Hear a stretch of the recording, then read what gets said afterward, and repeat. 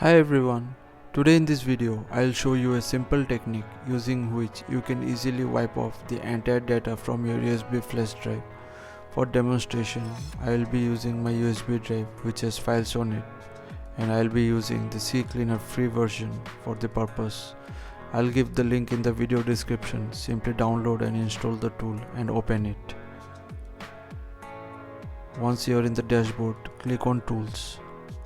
From here, click on Drive Wiper. Now in this section, select the entire drive. Now select the passes. And finally select the drive you want to wipe off the data from. And click on Wipe. You will get a similar prompt. Type Erase and click on OK. Now the wiping process will begin.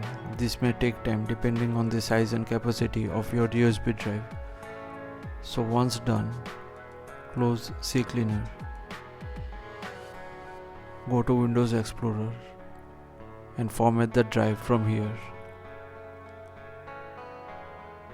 Now once this is done, no one will be able to recover any data from this drive.